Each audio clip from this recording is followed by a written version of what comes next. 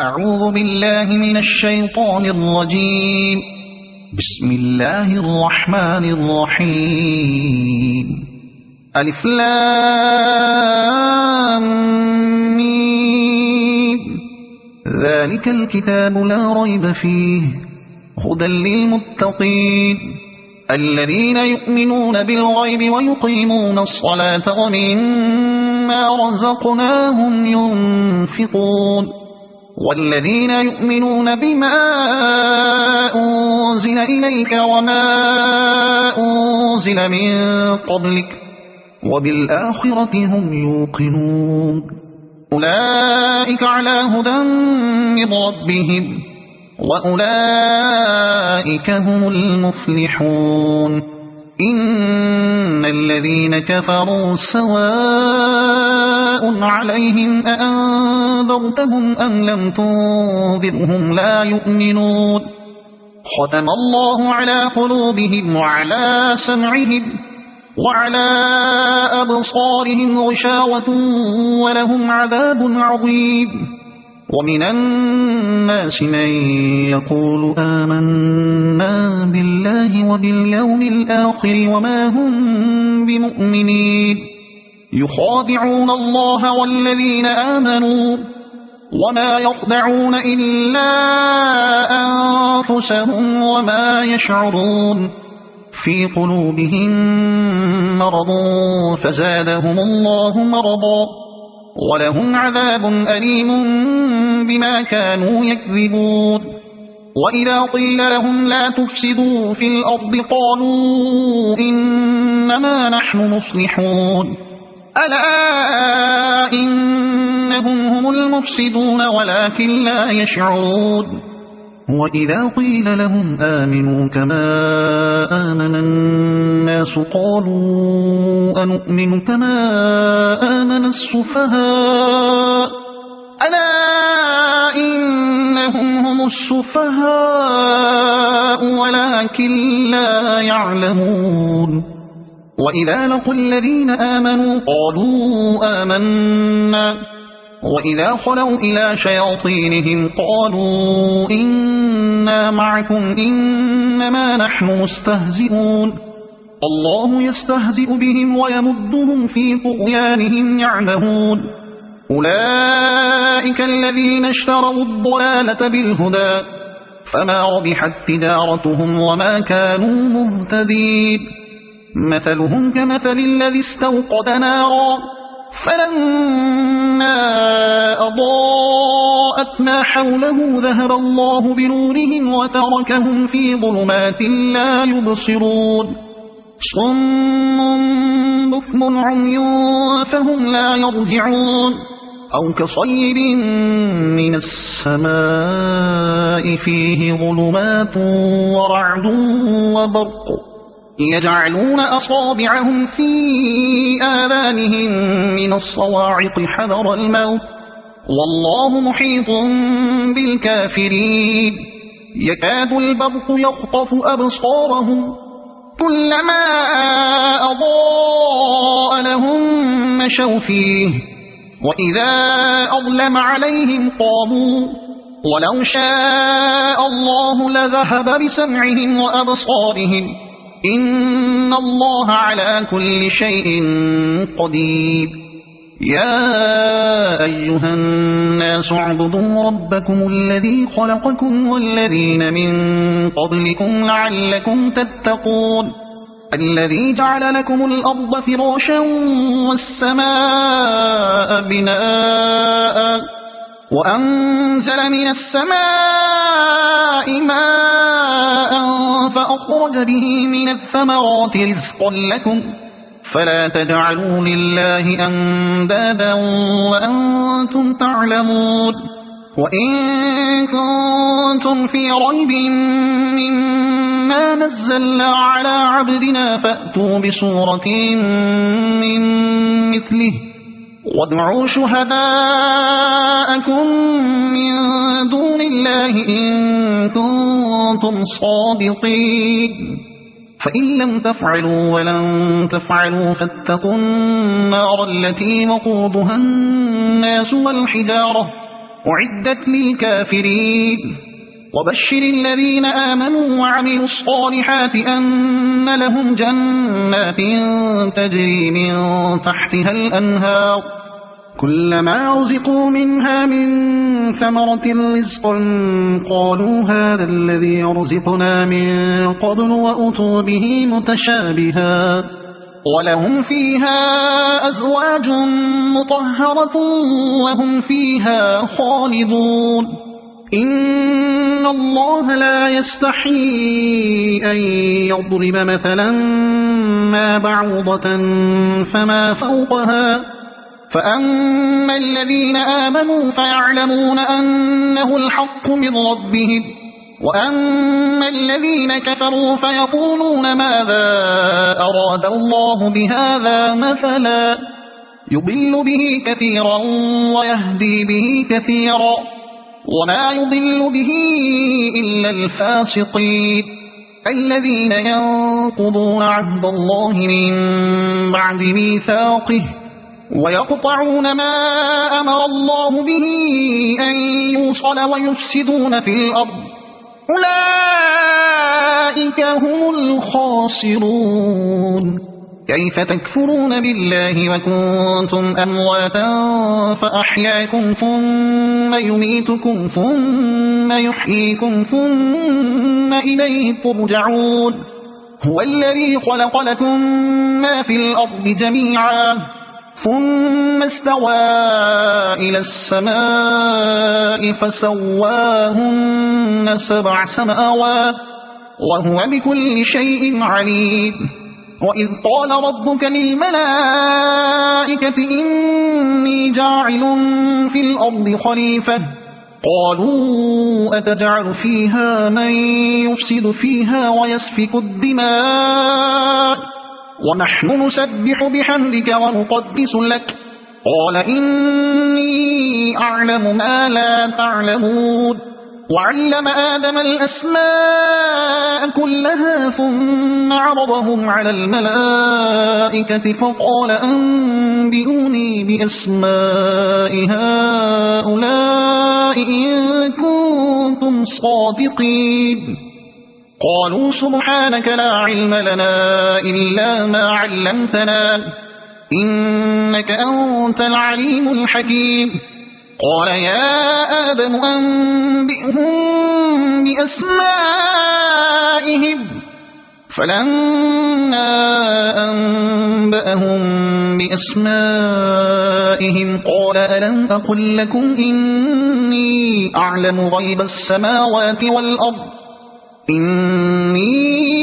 غيب السماوات والأرض وأعلم ما تبدون وما كنتم تكتمون وإذ قلنا للملائكة اسجدوا لآدم فسجدوا إلا إبليس أبى واستكبر وكان من الكافرين وقلنا يا آدم اسكن أنت وزوجك الجنة وكلا منها رغدا حيث شئتما ولا تقربا هذه الشجرة فتكونا من الظالمين فأزلهما الشيطان عنها فأخرجهما مما كانا فيه وقلنا اهبطوا بعضكم لبعض عدو ولكم في الأرض مستقر ومتاع إلى حين فتلقى آدم من ربه كلمات فتاب عليه إنه هو التواب الرحيم قلنا اهبطوا منها جميعا فإما يأتينكم مني هدى فمن تبع هداي فلا خوف عليهم ولا هم يحزنون والذين كفروا وكذبوا بآياتنا أولئك أصحاب النار هم فيها خالدون يا بني إسرائيل اذكروا نعمتي التي أنعمت عليكم وأوفوا بعهدي أوف بعهدكم وإياي فارهبون وآمنوا بما أنزلت مصدقا لما معكم ولا تكونوا أول كافر به ولا تشتروا بآياتي ثمنا قليلا وإياي فاتقون ولا تلبسوا الحق بالباطل وتكتموا الحق وأنتم تعلمون وأقيموا الصلاة وآتوا الزكاة واركعوا مع الراكعين أتأمرون الناس بالبر وتنسون أنفسكم وأنتم تتلون الكتاب أفلا تعقلون واستعينوا بالصبر والصلاة وإنها لكبيرة إلا على الخاشعين الذين يظنون أنهم ملاقو ربهم وأنهم إليه راجعون يا بني إسرائيل اذكروا نعمتي التي أنعمت عليكم وأني فضلتكم على العالمين واتقوا يوما لا تجزي نفس عن نفس شيئا ولا يقبل منها شفاعة ولا يؤخذ منها عدل ولا هم ينصرون وإذ نجيناكم من آل فرعون يسومونكم سوء العذاب يذبحون أبناءكم ويستحيون نساءكم وفي ذلكم بلاء من ربكم عظيم وإذ فرقنا بكم البحر فأنجيناكم وأغرقنا آل فرعون وأنتم تنظرون وإذ واعدنا موسى 40 ليلة ثم اتخذتم العجل من بعده وأنتم ظالمون ثم عفونا عنكم من بعد ذلك لعلكم تشكرون وإذ آتينا موسى الكتاب والفرقان لعلكم تهتدون وإذ قال موسى لقومه يا قوم إنكم ظلمتم أنفسكم باتخاذكم العجل فتوبوا إلى بارئكم فاقتلوا أنفسكم ذلكم خير لكم عند بارئكم فتاب عليكم إنه هو التواب الرحيم وإذ قلتم يا موسى لن نؤمن لك حتى نرى الله جهرة فأخذتكم الصاعقة وأنتم تنظرون ثم بعثناكم من بعد موتكم لعلكم تشكرون وظللنا عليكم الغمام وأنزلنا عليكم المن والسلوى كلوا من طيبات ما رزقناكم وما ظلمونا ولكن كانوا أنفسهم يظلمون وإذ قلنا ادخلوا هذه القرية فكلوا منها حيث شئتم رغدا وادخلوا الباب سجدا وقولوا حطة نغفر لكم خطاياكم وسنزيد المحسنين فبدل الذين ظلموا قولا غير الذي قيل لهم فأنزلنا على الذين ظلموا رجزا من السماء بما كانوا يفسقون وإذ استسقى موسى لقومه فقل اضرب بعصاك الحجر فانفجرت منه 12 عينا قد علم كل أناس مشربهم كلوا واشربوا من رزق الله ولا تعثوا في الأرض مفسدين وإذ قلتم يا موسى لن نصبر على طعام واحد فادع لنا ربك يخرج لنا مما تنبت الأرض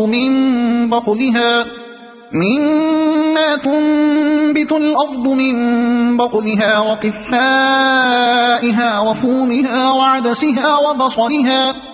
قال أتستبدلون الذي هو أدنى بالذي هو خير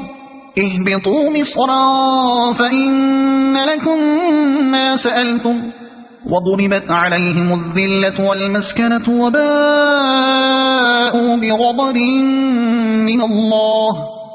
ذلك بأنهم كانوا يكفرون بآيات الله ويقتلون النبيين بغير الحق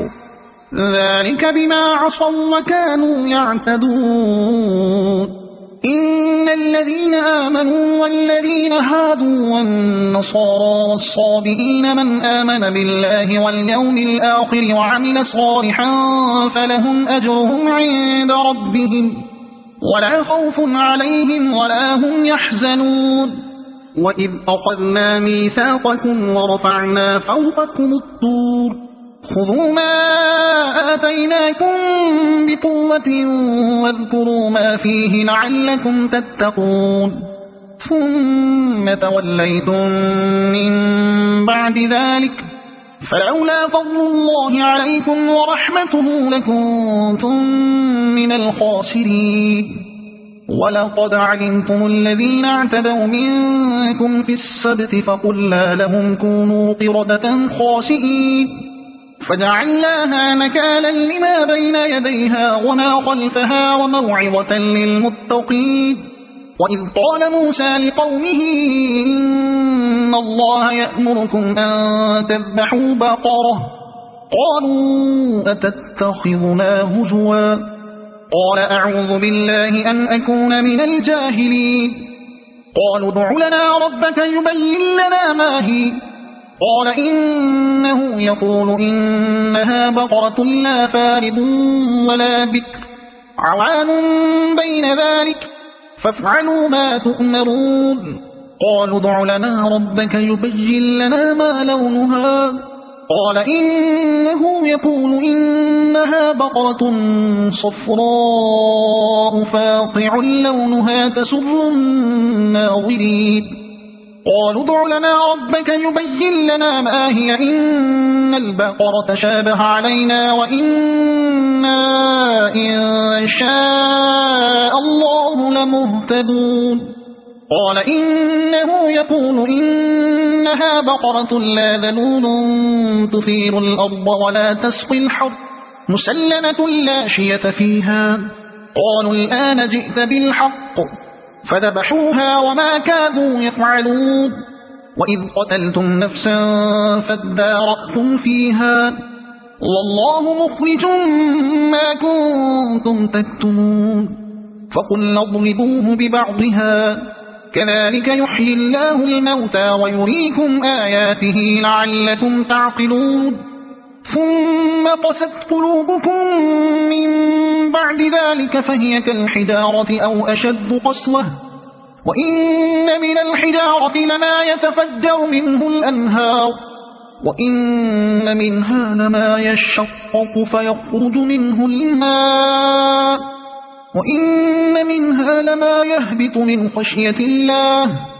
وما الله بغافل عما تعملون أفتطمعون أن يؤمنوا لكم وقد كان فريق منهم يسمعون كلام الله ثم يحرفونه من بعد ما عقلوه وهم يعلمون وإذا لقوا الذين آمنوا قالوا آمنا وإذا خلا بعضهم إلى بعض قالوا أتحدثونهم بما فتح الله عليكم ليحاجوكم به عند ربكم أفلا تعقلون أولا يعلمون أن الله يعلم ما يسرون وما يعلنون ومنهم أميون لا يعلمون الكتاب إلا أماني وإنهم إلا يظنون فويل للذين يكتبون الكتاب بأيديهم ثم يقولون هذا من عند الله ليشتروا به ثمنا قليلا فويل لهم مما كتبت أيديهم وويل لهم مما يكسبون وقالوا لن تمسنا النار إلا أياما معدودة قل أتخذتم عند الله عهدا فلن يخلف الله عهده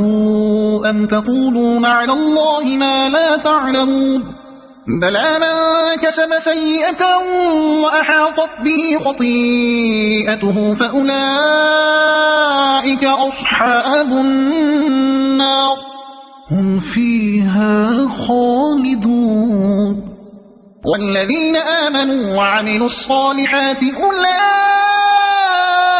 أصحاب الجنة هم فيها خالدون وإذ أخذنا ميثاق بني إسرائيل لا تعبدون إلا الله وبالوالدين إحسانا وذي القربى واليتامى والمساكين وقولوا للناس حسنا وأقيموا الصلاة وآتوا الزكاة ثم توليتم إلا قليلا منكم وأنتم معرضون وإذ أخذنا ميثاقكم لا تسفكون دماءكم ولا تخرجون أنفسكم من دياركم ثم أقررتم وأنتم تشهدون ثم أنتم هؤلاء تقتلون أنفسكم وتخرجون فريقا منكم من ديارهم تظاهرون عليهم بالإثم والعدوان وإن يأتوكم أسارى تفادوهم وهو محرم عليكم إخراجهم أفتؤمنون ببعض الكتاب وتكفرون ببعض فما جزاء من يفعل ذلك منكم إلا خزي في الحياة الدنيا ويوم القيامة يردون إلى أشد العذاب وما الله بغافل عما تعملون أولئك الذين اشتروا الحياة الدنيا بالآخرة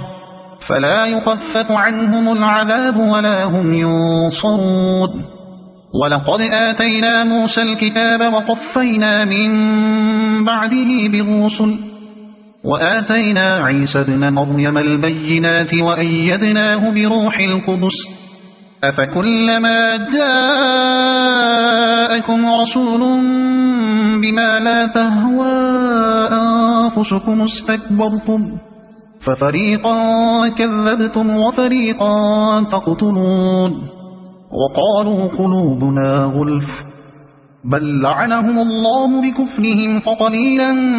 ما يؤمنون ولما جاءهم كتاب من عند الله مصدق لما معهم وكانوا من قبل يستفتحون على الذين كفروا فلما جاءهم ما عرفوا كفروا به فلعنة الله على الكافرين بئس ما اشتروا به أنفسهم أن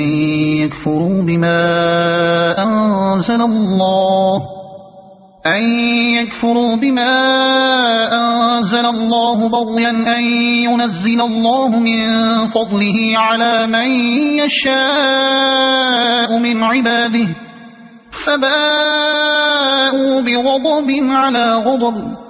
وللكافرين عذاب مهين وإذا قيل لهم آمنوا بما أنزل الله قالوا نؤمن بما أنزل علينا ويكفرون بما وراءه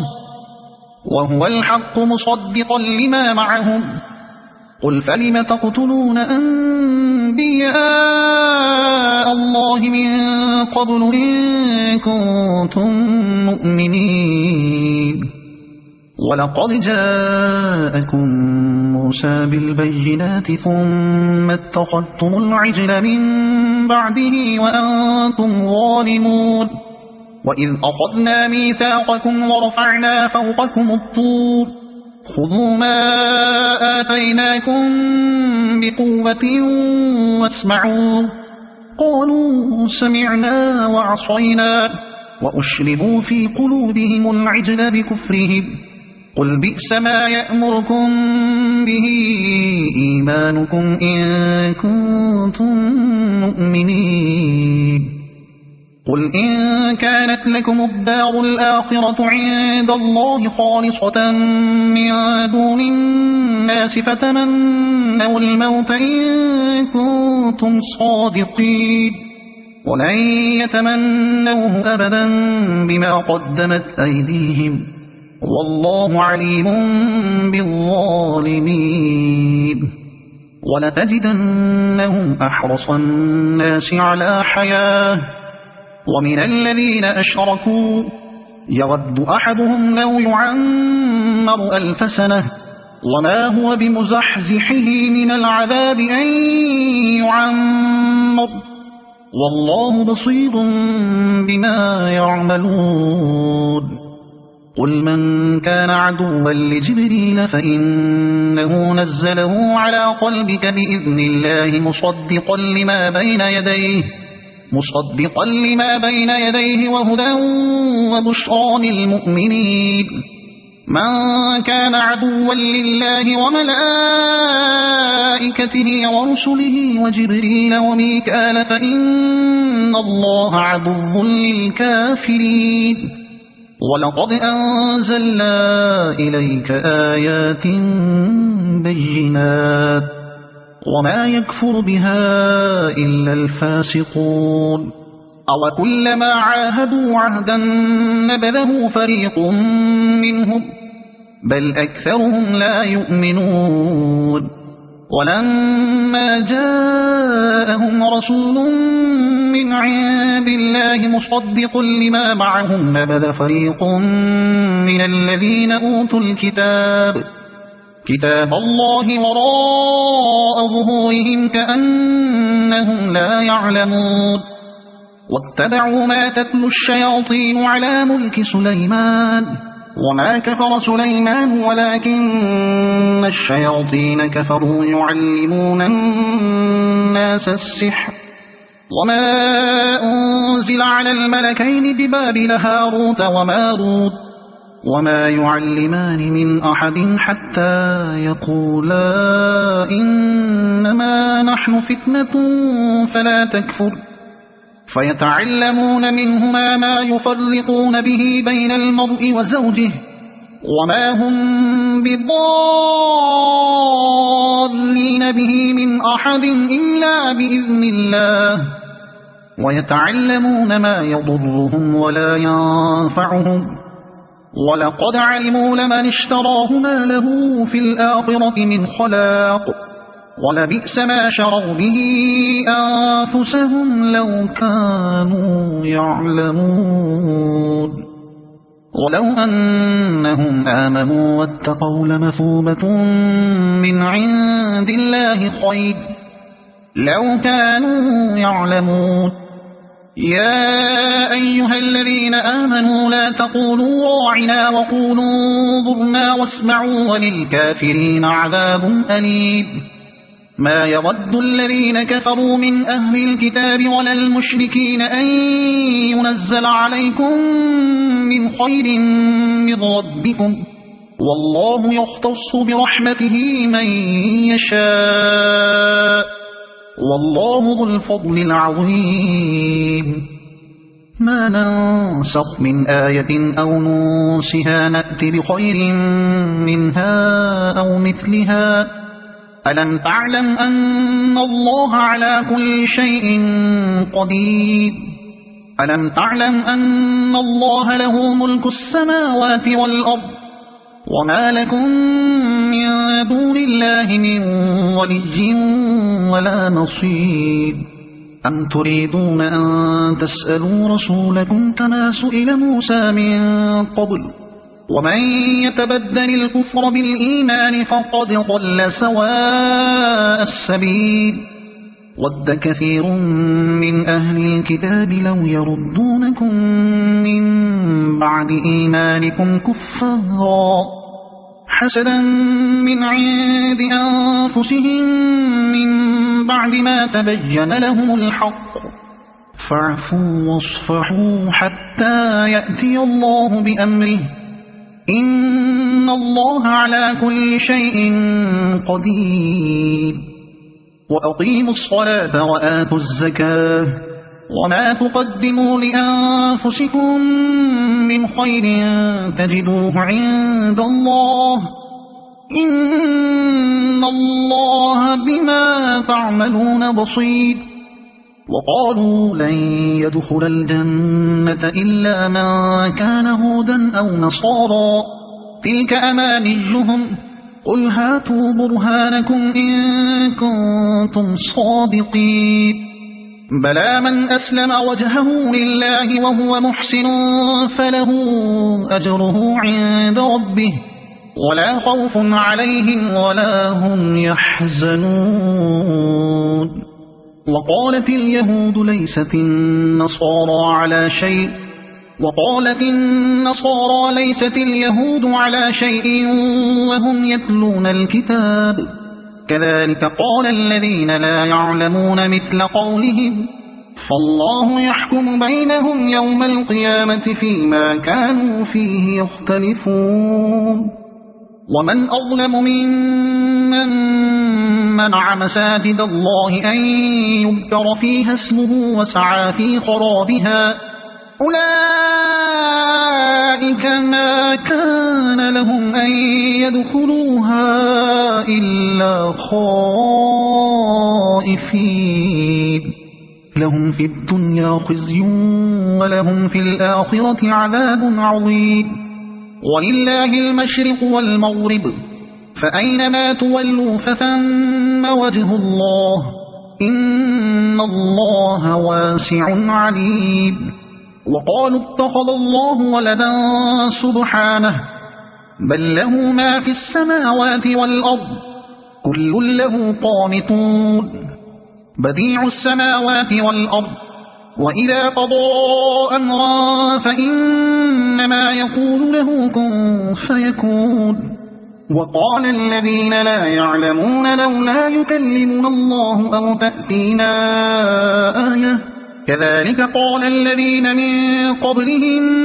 مثل قولهم تشابهت قلوبهم قد بينا الآيات لقوم يوقنون إنا أرسلناك بالحق بشيرا ونذيرا ولا تسأل عن أصحاب الجحيم ولن ترضى عنك اليهود ولا النصارى حتى تتبع ملتهم قل إن هدى الله هو الهدى ولئن اتبعت أهواءهم بعد الذي جاءك من العلم ما لك من الله من ولي ولا نصير. الذين آتيناهم الكتاب يتلونه حق تلاوته أولئك يؤمنون به ومن يكفر به فأولئك هم الخاسرون.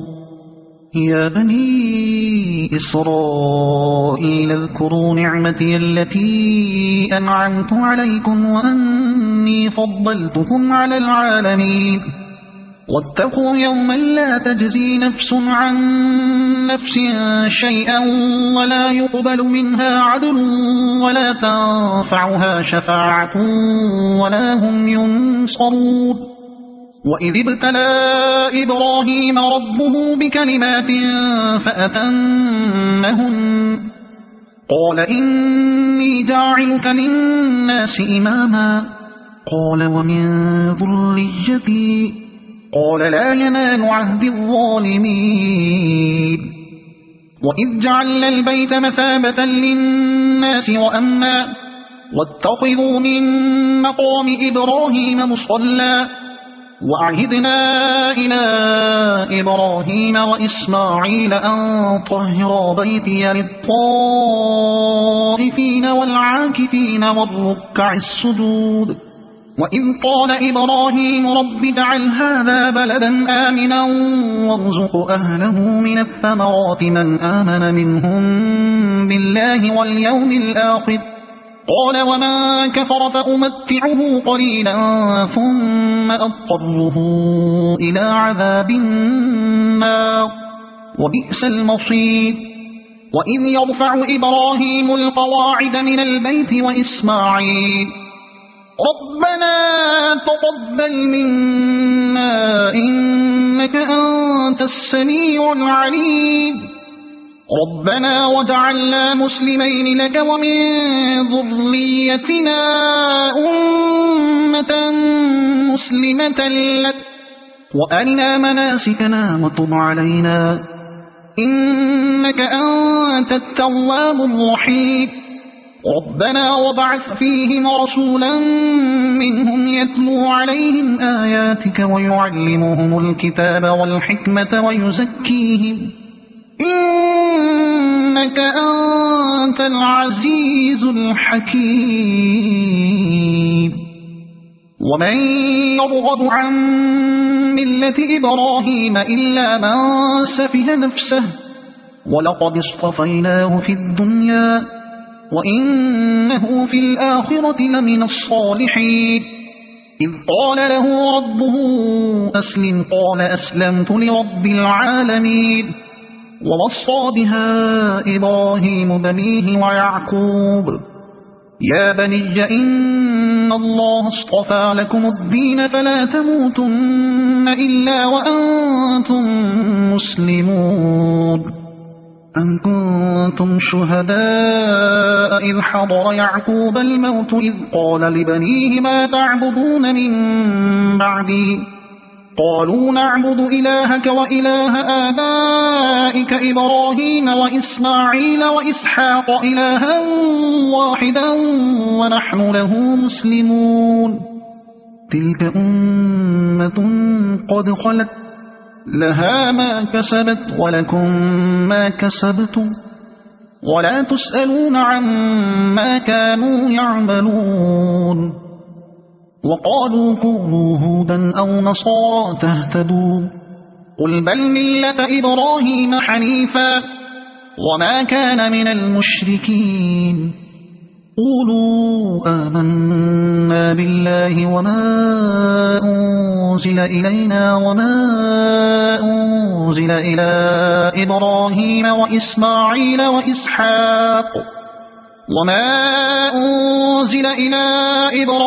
وإسماعيل وإسحاق ويعقوب والأسباط وما أوتي موسى وعيسى وما أوتي النبيون من ربهم لا نفرق بين أحد منهم ونحن له مسلمون فإن آمنوا بمثل ما آمنتم به فقد اهتدوا وإن تولوا فإنما هم في شقاق فسيكفيكهم الله وهو السميع العليم صبغة الله ومن أحسن من الله صبغة ونحن له عابدون قل أتحاجوننا في الله وهو ربنا وربكم ولنا أعمالنا ولكم أعمالكم ونحن له مخلصون أم تقولون إن إبراهيم وإسماعيل وإسحاق ويعقوب والأسباط كانوا هودا أو نصارى قل أأنتم أعلم أم الله ومن أظلم ممن كتم شهادة عنده من الله وما الله بغافل عما تعملون تلك أمة قد خلت لها ما كسبت ولكم ما كسبتم ولا تسألون عما كانوا يعملون سيقول السفهاء من الناس ما ولاهم عن قبلتهم التي كانوا عليها قل لله المشرق والمغرب يهدي من يشاء إلى صراط مستقيم وكذلك جعلناكم أمة وسطا لتكونوا شهداء على الناس ويكون الرسول عليكم شهيدا وما جعلنا القبلة التي كنت عليها إلا لنعلم من يتبع الرسول ممن ينقلب على عقبيه وإن كانت لكبيرة إلا على الذين هدى الله وما كان الله ليضيع إيمانكم إن الله بالناس لرؤوف رحيم قد نرى تقلب وجهك في السماء فلنولينك قبلة ترضاها فول وجهك شطر المسجد الحرام وحيث ما كنتم فولوا وجوهكم شطره وإن الذين أوتوا الكتاب ليعلمون أنه الحق من ربهم وما الله بغافل عما يعملون ولئن أتيت الذين أوتوا الكتاب بكل آية ما تبعوا قبلتك وما أنت بتابع قبلتهم وما بعضهم بتابع قبلة بعض ولئن اتبعت أهواءهم من بعد ما جاءك من العلم إنك إذا لمن الظالمين الذين آتيناهم الكتاب يعرفونه كما يعرفون أبناءهم وإن فريقا منهم ليكتمون الحق وهم يعلمون الحق من ربك فلا تكونن من الممترين ولكل وجهة هو موليها فاستبقوا الخيرات أينما تكونوا يأت بكم الله جميعا إن الله على كل شيء قدير ومن حيث خرجت فول وجهك شطر المسجد الحرام وإنه للحق من ربك وما الله بغافل عما تعملون ومن حيث خرجت فول وجهك شطر المسجد الحرام وحيث ما كنتم فولوا وجوهكم شطره لئلا يكون للناس عليكم حجة إلا الذين ظلموا منهم فلا تخشوهم واخشوني ولأتم نعمتي عليكم ولعلكم تهتدون كما أرسلنا فيكم رسولا منكم يتلو عليكم آياتنا ويزكيكم ويعلمكم الكتاب والحكمة ويعلمكم ما لم تكونوا تعلمون فاذكروني أذكركم واشكروا لي ولا تكفرون يا أيها الذين آمنوا استعينوا بالصبر والصلاة إن الله مع الصابرين ولا تقولوا لمن يقتل في سبيل الله أموات بل أحياء ولكن لا تشعرون ولنبلونكم بشيء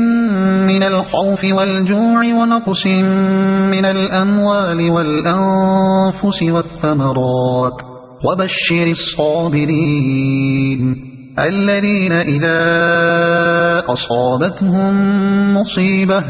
الذين إذا أصابتهم مصيبة قالوا إنا لله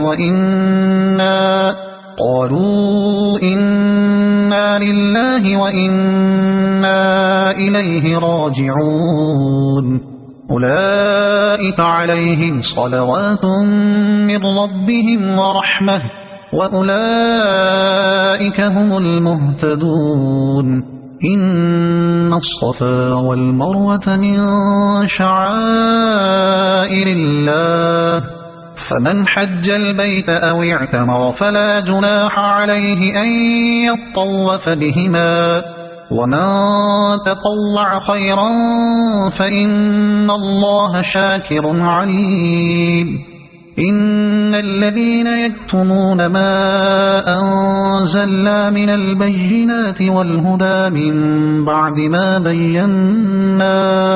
من بعد ما بيناه للناس في الكتاب أولئك يلعنهم الله ويلعنهم اللاعنون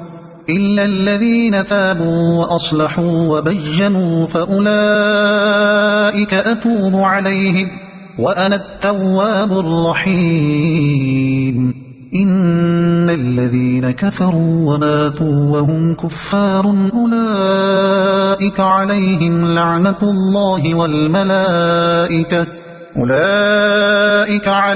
لعنة الله والملائكة والناس أجمعين خالدين فيها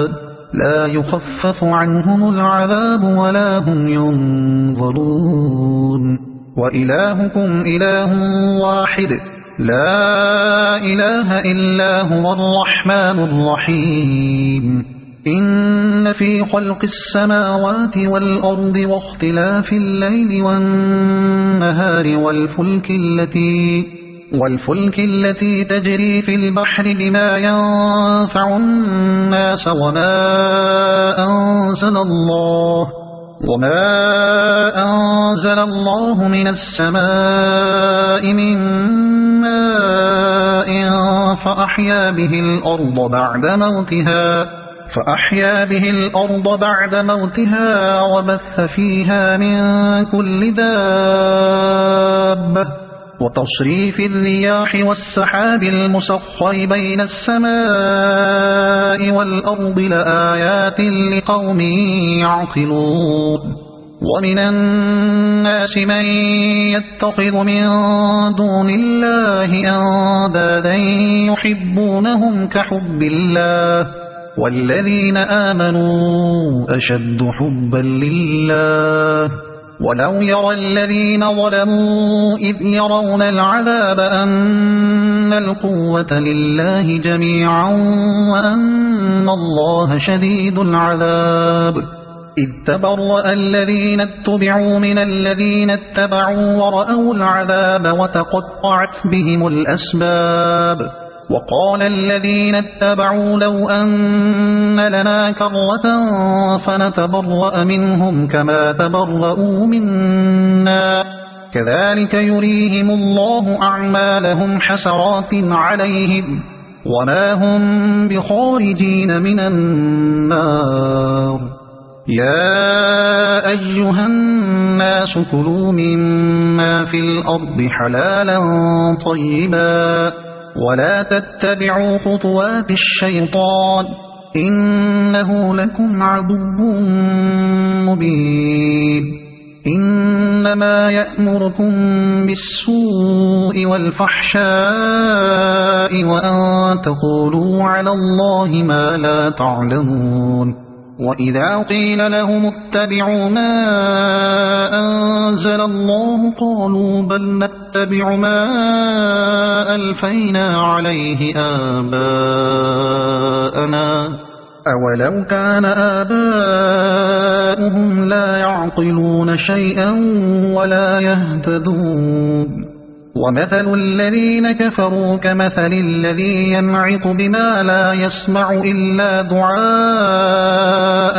ونداء صم بكم عمي فهم لا يعقلون يا أيها الذين آمنوا كلوا من طيبات ما رزقناكم واشكروا لله إن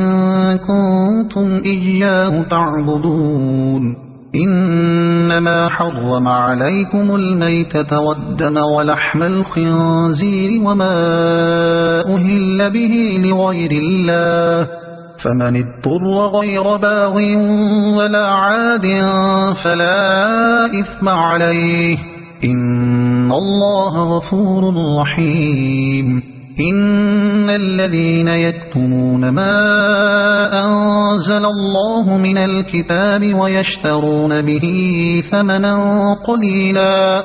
أولئك ما يأكلون في بطونهم إلا النار ولا يكلمهم الله يوم القيامة ولا يزكيهم ولهم عذاب أليم أولئك الذين اشتروا الضلالة بالهدى والعذاب بالمغفرة فما أصبرهم على النار ذلك بأن الله نزل الكتاب بالحق وإن الذين اختلفوا في الكتاب لفي شقاق بعيد ليس البر أن تولوا وجوهكم قبل المشرق والمغرب ولكن البر من آمن بالله واليوم الآخر والملائكة والكتاب والنبيين وآتى المال على حبه ذوي القربى واليتامى والمساكين وابن السبيل والسائلين وفي الرقاب وأقام الصلاة وآتى الزكاة والموفون بعهدهم إذا عاهدوا والصابرين في البأساء والضراء وحين البأس أولئك الذين صدقوا وأولئك هم المتقون يا أيها الذين آمنوا كتب عليكم القصاص في القتلى الحر بالحر والعبد بالعبد والأنثى بالأنثى فمن عفي له من أخيه شيء فاتباع بالمعروف وأداء إليه بإحسان ذلك تخفيف من ربكم ورحمة فمن اعتدى بعد ذلك فله عذاب أليم ولكم في القصاص حياة يا أولي الألباب لعلكم تتقون كتب عليكم إذا حضر أحدكم الموت إن ترك خيرا الوصية للوالدين والأقربين بالمعروف حقا على المتقين فمن بدله بعدما سمعه فإنما إثمه على الذين يبدلونه إن الله سميع عليم فمن خاف من موص جنفا أو إثما فأصلح بينهم فلا إثم عليه إن الله غفور رحيم يا أيها الذين آمنوا كتب عليكم الصيام كما كتب على الذين من قبلكم لعلكم تتقون أياما معدودات فمن كان منكم مريضا أو على سفر فعدة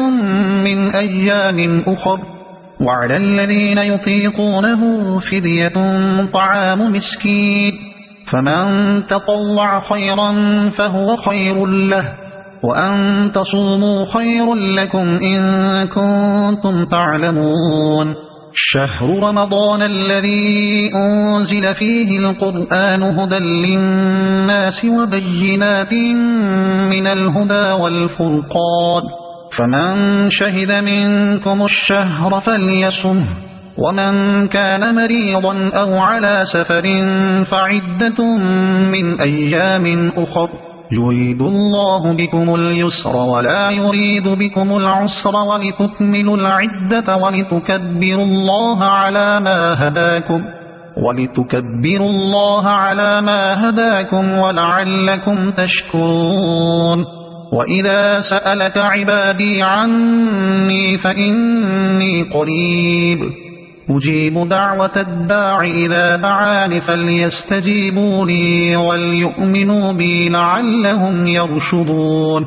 أحل لكم ليلة الصيام الرفث إلى نسائكم هن لباس لكم وأنتم لباس لهن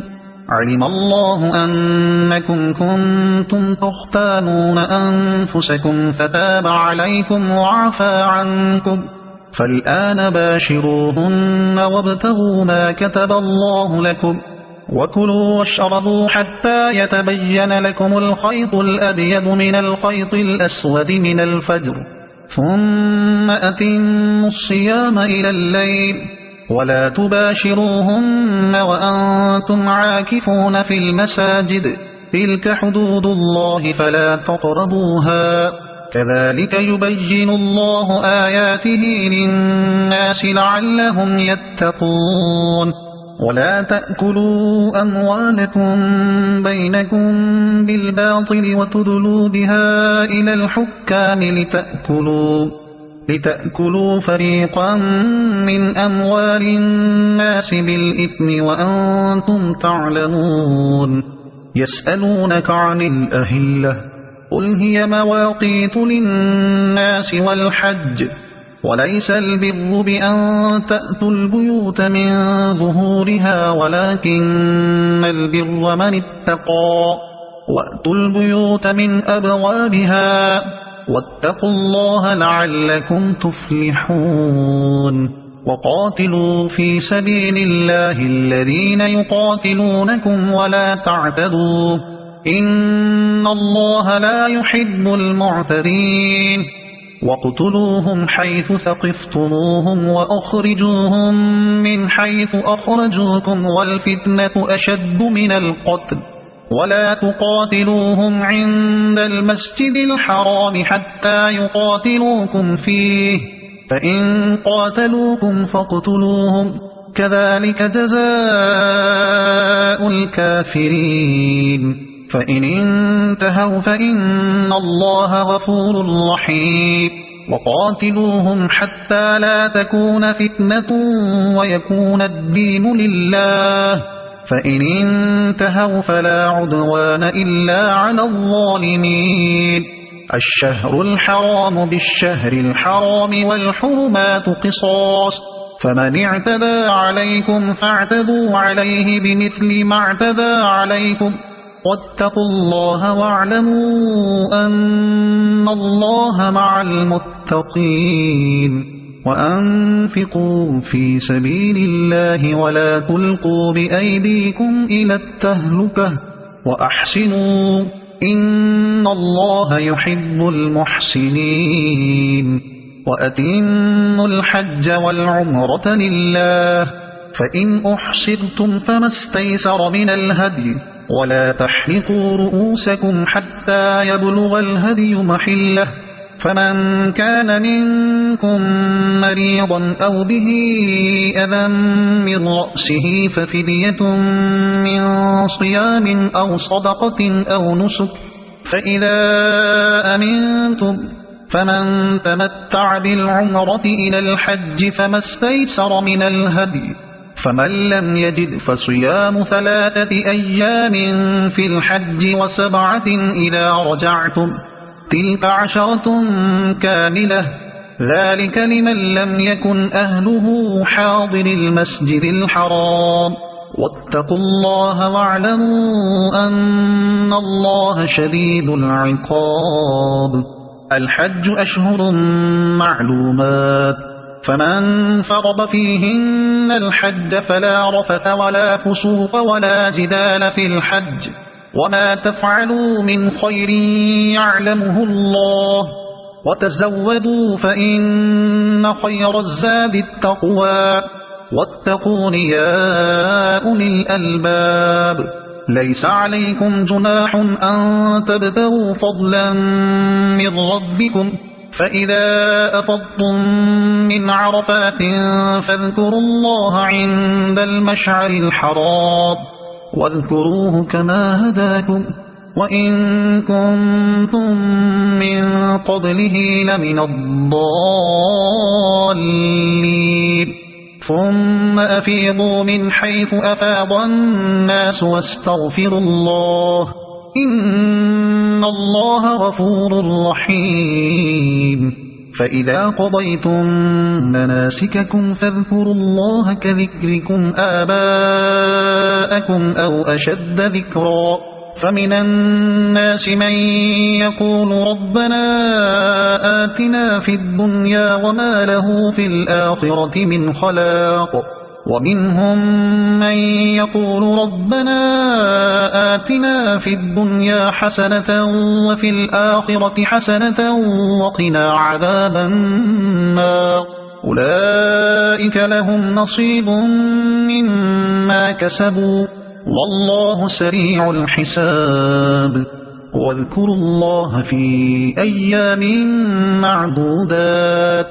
فمن تعجل في يومين فلا إثم عليه ومن تأخر فلا إثم عليه لمن اتقى واتقوا الله واعلموا أنكم إليه تحشرون ومن الناس من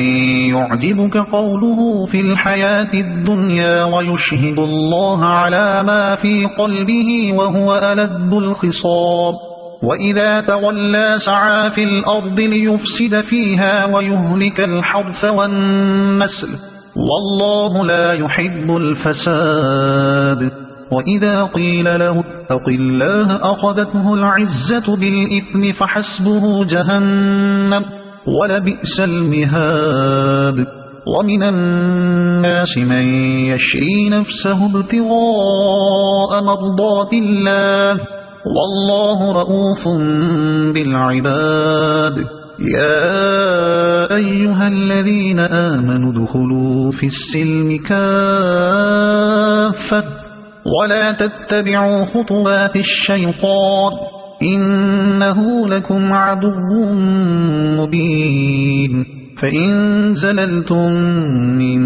بعد ما جاءتكم البينات فاعلموا أن الله عزيز حكيم هل ينظرون إلا أن يأتيهم الله في ظلل من الغمام والملائكة وقضي الأمر وإلى الله ترجع الأمور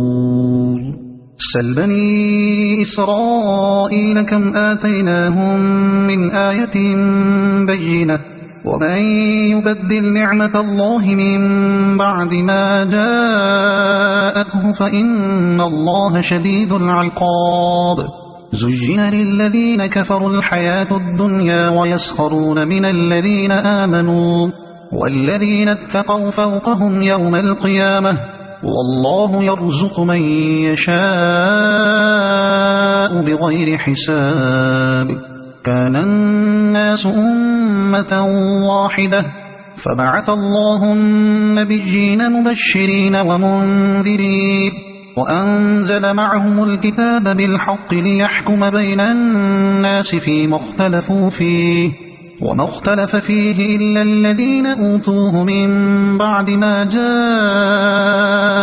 البينات بغيا بينهم فهدى الله الذين آمنوا لما اختلفوا فيه من الحق بإذنه والله يهدي من يشاء إلى صراط مستقيم أم حسبتم أن تدخلوا الجنة ولما يأتكم مثل الذين خلوا من قبلكم مستهم البأساء والضراء وزلزلوا حتى يقول الرسول والذين آمنوا معه متى نصر الله ألا إن نصر الله قريب يسألونك ماذا ينفقون قل ما أنفقتم من خير فللوالدين والأقربين واليتامى والمساكين وابن السبيل وما تفعلوا من خير فإن الله به عليم كتب عليكم القتال وهو كره لكم وعسى أن تكرهوا شيئا وهو خير لكم وعسى أن تحبوا شيئا وهو شر لكم والله يعلم وأنتم لا تعلمون يسألونك عن الشهر الحرام قتال فيه قل قتال فيه كبير وصد عن سبيل الله وكفر به والمسجد الحرام وإخراج أهله منه أكبر عند الله والفتنة أكبر من القتل ولا يزالون يقاتلونكم حتى يردوكم عن دينكم إن استطاعوا ومن يرتد منكم عن دينه فيمت وهو كافر فأولئك حبطت أعمالهم في الدنيا والآخرة وأولئك أصحاب النار هم فيها خالدون إن الذين آمنوا والذين هاجروا وجاهدوا في سبيل الله أولئك يرجون رحمة الله والله غفور رحيم يسألونك عن الخمر والميسر قل فيهما إثم كبير ومنافع للناس وإثمهما أكبر من نفعهما ويسألونك ماذا ينفقون قل العفو كذلك يبين الله لكم الآيات لعلكم تتفكرون في الدنيا والآخرة ويسألونك عن اليتامى قل إصلاح لهم خير وإن تخالطوهم فإخوانكم والله يعلم المفسد من المصلح ولو شاء الله لأعنتكم إن الله عزيز حكيم ولا تنكحوا المشركات حتى يؤمن ولأمة مؤمنة خير من مشركة ولو أعجبتكم ولا تنكحوا المشركين حتى يؤمنوا ولعبد مؤمن خير من مشرك ولو أعجبكم أولئك يدعون إلى النار والله يدعو إلى الجنة والمغفرة بإذنه ويبين آياته للناس لعلهم يتذكرون ويسألونك عن المحيض قل هو أذى فاعتزلوا النساء في المحيض ولا تقربوهن حتى يطهرن فإذا تطهرن فأتوهن من حيث أمركم الله إن الله يحب التوابين ويحب المتطهرين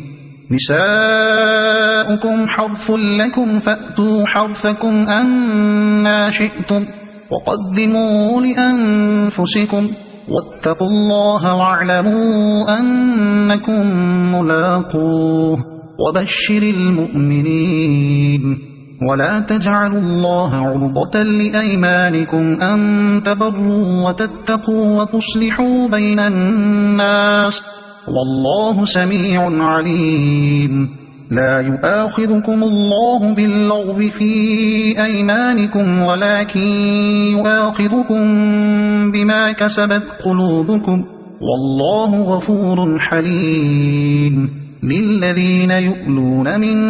نسائهم تربص 4 أشهر فإن فاءوا فإن الله غفور رحيم وإن عزموا الطلاق فإن الله سميع عليم والمطلقات يتربصن بأنفسهن 3 قروء ولا يحل لهن أن يكتمن ما خلق الله في أرحامهن إن كن يؤمن بالله واليوم الآخر وبعولتهن أحق بردهن في ذلك إن أرادوا إصلاحا ولهن مثل الذي عليهن بالمعروف وللرجال عليهن درجة والله عزيز حكيم الطلاق مرتان، فإمساك بمعروف أو تسريح بإحسان. ولا يحل لكم أن تأخذوا مما آتيتموهن شيئا إلا أن يخافا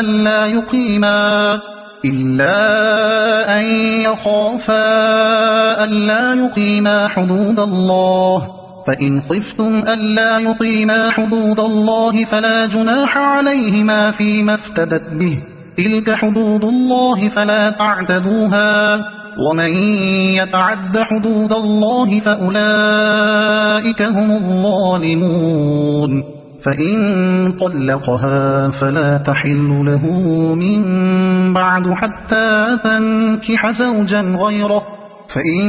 طلقها فلا جناح عليهما أن يتراجعا إن ظنا أن يقيما حدود الله، وتلك حدود الله يبينها لقوم يعلمون. وإذا طلقتم النساء فبلغن أجلهن فأمسكوهن بمعروف أو سرحوهن بمعروف، ولا تمسكوهن ضرارا لتعتدوا، ومن يفعل ذلك فقد ظلم نفسه. ولا تتخذوا آيات الله هزوا، واذكروا نعمة الله عليكم وما أنزل عليكم من الكتاب والحكمة يعظكم به، واتقوا الله واعلموا أن الله بكل شيء عليم. وإذا طلقتم النساء فبلغن أجلهن فلا تعضلوهن أن ينكحن أزواجهن إذا تراضوا بينهم بالمعروف، ذلك يوعظ به من كان منكم يؤمن بالله واليوم الآخر، ذلكم أزكى لكم وأطهر، والله يعلم وأنتم لا تعلمون. والوالدات يرضعن أولادهن حولين كاملين لمن أراد أن يتم الرضاعة، وعلى المولود له رزقهن وكسوتهن بالمعروف، لا تكلف نفس إلا وسعها، لا تضار والدة بولدها ولا مولود له بولده، وعلى الوارث مثل ذلك، فإن أرادا فصالا عن تراض منهما وتشاور فلا جناح عليهما. وإن أردتم أن تسترضعوا أولادكم فلا جناح عليكم إذا سلمتم ما آتيتم بالمعروف، واتقوا الله واعلموا أن الله بما تعملون بصير. والذين يتوفون منكم ويذرون أزواجا يتربصن بأنفسهن 4 أشهر وعشرا، فإذا بلغن أجلهن فلا جناح عليكم فيما فعلن في أنفسهن بالمعروف، والله بما تعملون خبير. ولا جناح عليكم فيما عرضتم به من خطبة النساء أو أكننتم في أنفسكم، علم الله أنكم ستذكرونهن ولكن لا تواعدوهن سرا إلا أن تقولوا قولا معروفا، ولا تعزموا عقدة النكاح حتى يبلغ الكتاب أجله، واعلموا أن الله يعلم ما في أنفسكم فاحذروه، واعلموا أن الله غفور حليم. لا جناح عليكم إن طلقتم النساء ما لم تمسوهن أو تفرضوا لهن فريضة، ومتعوهن على الموسع قدره وعلى المقتر قدره متاعا بالمعروف، حقا على المحسنين وإن طلقتموهن من قبل أن تمسوهن وقد فرضتم لهن فريضة فنصف ما فرضتم إلا أن يعفون أو يعفو الذي بيده عقدة النكاح وأن تعفوا أقرب للتقوى ولا تنسوا الفضل بينكم إن الله بما تعملون بصير حافظوا على الصلوات والصلاة الوسطى وقوموا لله قانتين فإن خفتم فرجالا أو ركبانا فإذا أمنتم فاذكروا الله كما علمكم ما لم تكونوا تعلمون والذين يتوفون منكم ويذرون أزواجا وصية لأزواجهم متاعا إلى الحول غير إخراج فإن خرجن فلا جناح عليكم فيما فعل في أنفسهن من معروف والله عزيز حكيم وللمطلقات متاع بالمعروف حقا على المتقين كذلك يبين الله لكم آياته لعلكم تعقلون ألم تر إلى الذين خرجوا من ديارهم وهم ألوف حذر الموت فقال لهم الله موتوا ثم أحياهم إن الله لذو فضل على الناس ولكن أكثر الناس لا يشكرون وقاتلوا في سبيل الله واعلموا أن الله سميع عليم من ذا الذي يقرض الله قرضا حسنا فيضاعفه له أضعافا كثيرة والله يقبض ويبسط وإليه ترجعون ألم تر إلى الملأ من بني إسرائيل من بعد موسى إذ قالوا لنبي له مبعث لنا ملكا نقاتل في سبيل الله قال هل عسيتم إن كتب عليكم القتال ألا تقاتلوا قالوا وما لنا ألا نقاتل في سبيل الله وقد أخرجنا من ديارنا وأبنائنا فلما كتب عليهم القتال تولوا إلا قليلا منهم والله عليم بالظالمين وقال لهم نبيهم إن الله قد بعث لكم طالوت ملكا قالوا أنى يكون له الملك علينا ونحن أحق بالملك منه ولم يؤت سعة من المال قال إن الله اصطفاه عليكم وزاده بسطة في العلم والجسم والله يؤتي ملكه من يشاء والله واسع عليم وقال لهم نبيهم إن آية ملكه أن يأتيكم التابوت فيه سكينة من ربكم وبقية مما ترك آل موسى وآل هارون تحمله الملائكة إن في ذلك لآية لكم إن كنتم مؤمنين فلما فصل طالوت بالجنود قال إن الله مبتليكم بنهر فمن شرب منه فليس مني ومن لم يطعمه فإنه مني إلا من اغترف غرفة بيده فشربوا منه إلا قليلا منه فلما جاوزه هو والذين آمنوا معه قالوا لا طاقة لنا اليوم بجالوت وجنوده قال الذين يظنون أنهم ملاقو الله كم من فئة قليلة غلبت فئة كثيرة بإذن الله والله مع الصابرين.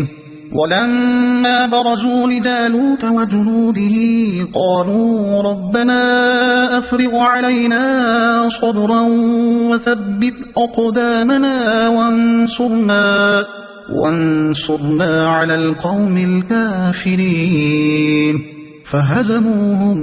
بإذن الله وقتل داود جالوت وآتاه الله الملك والحكمة وعلمه مما يشاء ولولا دفع الله الناس بعضهم ببعض لفسدت الأرض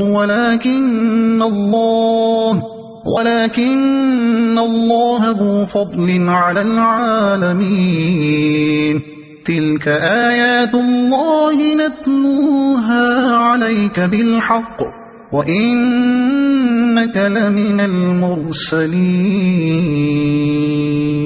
تلك الرسل فضلنا بعضهم على بعض منهم من كلم الله ورفع بعضهم درجات وآتينا عيسى ابن مريم البينات وأيدناه بروح القدس ولو شاء الله ما اقتتل الذين من بعدهم من بعد ما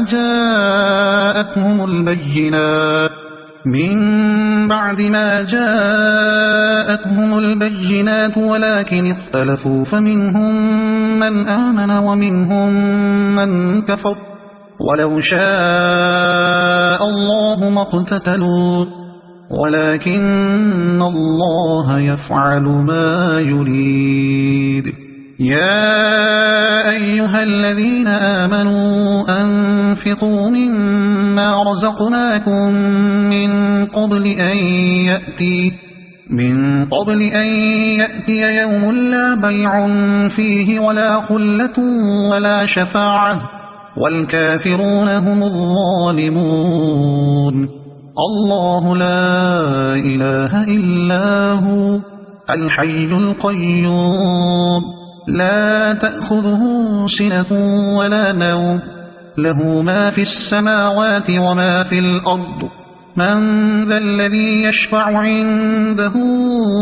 إلا بإذنه يعلم ما بين أيديهم وما خلفهم ولا يحيطون بشيء من علمه إلا بما شاء وسع كرسيه السماوات والأرض ولا يؤوده حفظهما وهو العلي العظيم. لا إكراه في الدين قد تبين الرشد من الغي فمن يكفر بالطاغوت ويؤمن بالله فقد استمسك بالعروة الوثقى لا انفصام لها والله سميع عليم. الله ولي الذين آمنوا يخرجهم من الظلمات إلى النور والذين كفروا أولياؤهم الطاغوت يخرجونهم من النور إلى الظلمات أولئك أصحاب النار هم فيها خالدون. ألم تر إلى الذي حاج إبراهيم في ربه أن آتاه الله الملك إذ قال إبراهيم ربي الذي يحيي ويميت قال أنا أحيي وأميت قال إبراهيم فإن الله يأتي بالشمس من المشرق فأت بها من المغرب فبهت الذي كفر والله لا يهدي القوم الظالمين. أو كالذي مر على قرية وهي خاوية على عروشها قال أنى يحيي هذه الله بعد موتها فأماته الله 100 عام ثم بعثه قال كم لبثت قال لبثت يوما أو بعض يوم قال بل لبثت 100 عام فانظر إلى طعامك وشرابك لم يتسنه وانظر إلى حمارك ولنجعلك آية للناس وانظر إلى العظام كيف ننشزها ثم نكسوها لحما فلما تبين له قال أعلم أن الله على كل شيء قدير وإذ قال إبراهيم رب أرني كيف تحيي الموتى قال أولم تؤمن قال بلى ولكن ليطمئن قلبي قال فخذ 4 من الطير فصرهن إليك ثم اجعل على كل جبل منهن جزءا ثم ادعهن يأتينك سعيا واعلم أن الله عزيز حكيم مثل الذين ينفقون أموالهم في سبيل الله كمثل حبة أنبتت 7 سنابل في كل سنبلة 100 حبة والله يضاعف لمن يشاء والله واسع عليم الذين ينفقون أموالهم في سبيل الله ثم لا يتبعون ما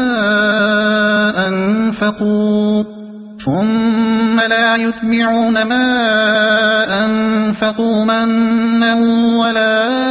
أذى لهم أجرهم عند ربهم ولا خوف عليهم ولا هم يحزنون قول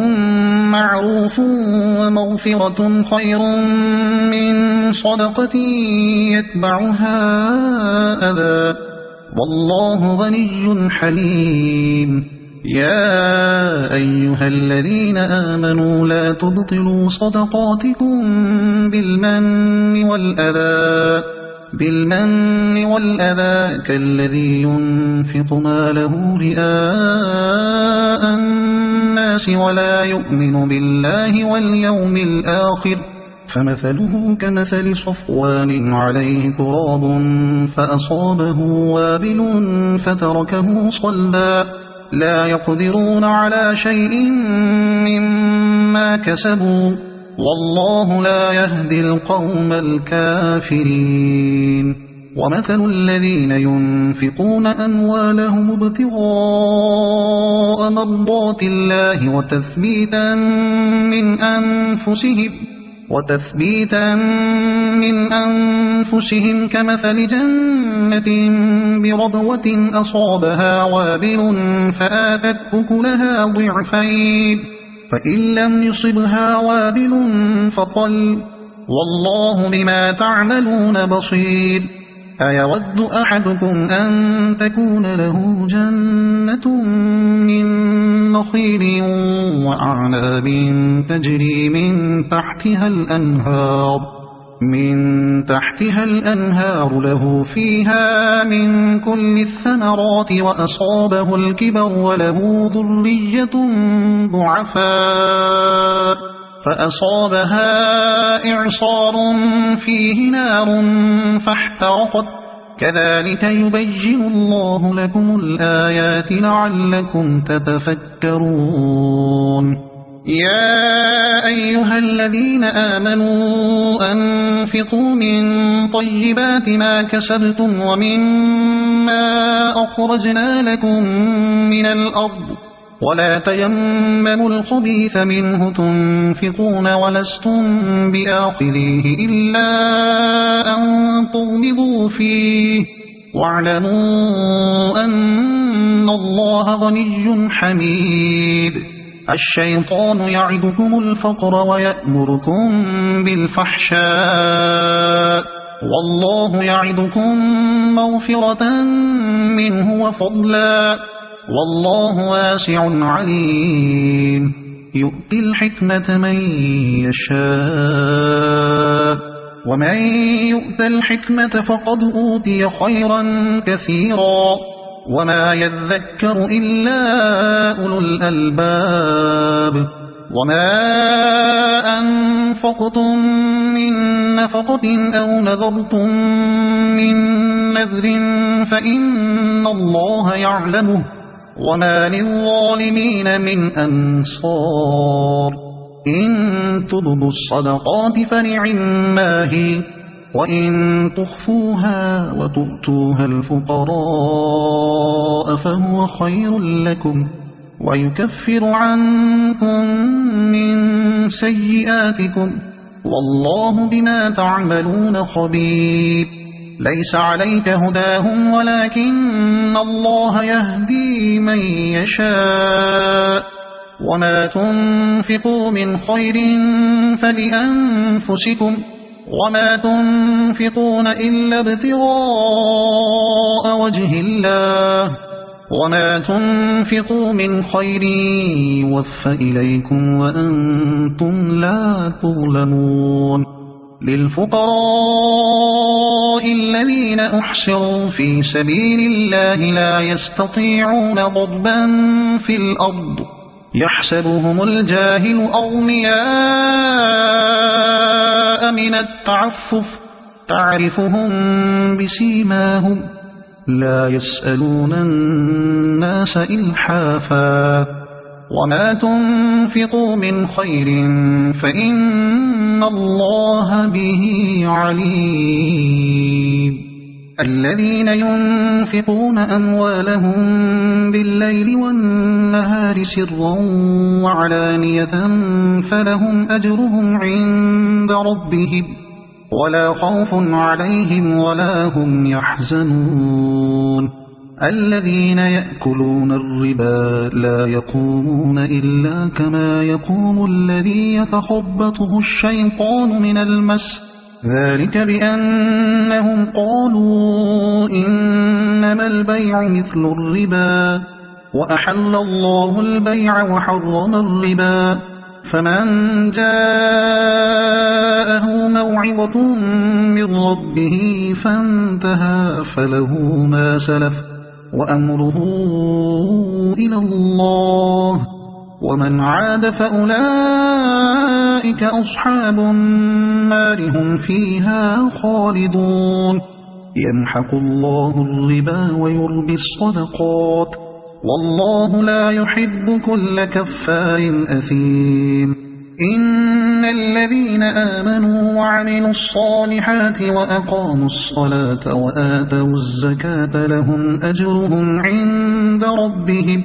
ولا خوف عليهم ولا هم يحزنون يا أيها الذين آمنوا اتقوا الله وذروا ما بقي من الربا إن كنتم مؤمنين فإن لم تفعلوا فأذنوا بحرب من الله ورسوله وإن تبتم فلكم رؤوس أموالكم لا تظلمون ولا تظلمون وإن كان ذو عسرة فنظرة إلى ميسرة وأن تصدقوا خير لكم إن كنتم تعلمون واتقوا يوما ترجعون فيه إلى الله ثم توفى كل نفس ما كسبت وهم لا يظلمون يا أيها الذين آمنوا إذا تداينتم بدين إلى أجل مسمى فاكتبوه وليكتب بينكم كاتب بالعدل ولا يأب كاتب أن يكتب كما علمه الله فليكتب وليملل الذي عليه الحق وليتق الله ربه ولا يبخس منه شيئا فإن كان الذي عليه الحق سفيها أو ضعيفا أو لا يستطيع أن يمله فليملل وليه بالعدل واستشهدوا شهيدين من رجالكم فإن لم يكونا رجلين فرجل وامرأتان ممن ترضون من الشهداء ممن ترضون من الشهداء أن تضل إحداهما فتذكر إحداهما الأخرى ولا يأبى الشهداء إذا ما دعوا ولا تسأموا أن تكتبوه صغيرا أو كبيرا إلى أجله ذلكم أقسط عند الله وأقوم للشهادة وأدنى ألا ترتابوا إلا أن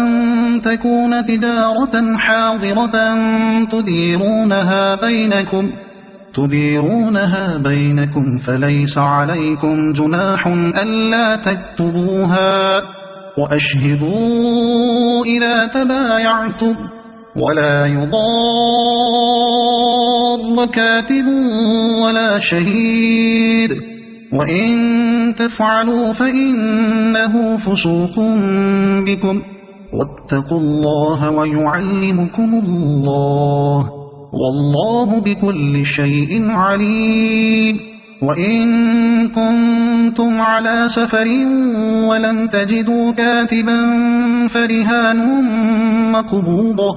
فإن أمن بعضكم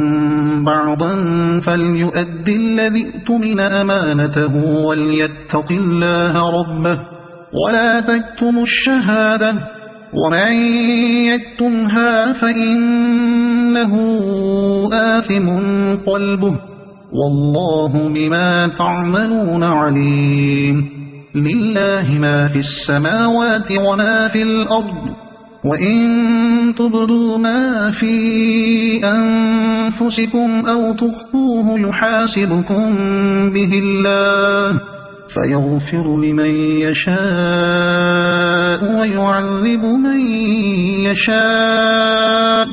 والله على كل شيء قدير آمن الرسول بما أنزل إليه من ربه والمؤمنون كل آمن بالله وملائكته وكتبه ورسله لا نفرق بين أحد من رسله وقالوا سمعنا وأطعنا غفرانك ربنا وإليك المصير لا يكلف الله نفسا إلا وسعها لها ما كسبت وعليها ما اكتسبت ربنا لا تؤاخذنا إن نسينا أو أخطأنا ربنا ولا تحمل علينا إصرا كما حملته على الذين من قبلنا ربنا ولا تحملنا ما لا طاقة لنا به واعف عنا واغفر لنا وارحمنا أنت مولانا فانصرنا على القوم الكافرين صدق الله العظيم.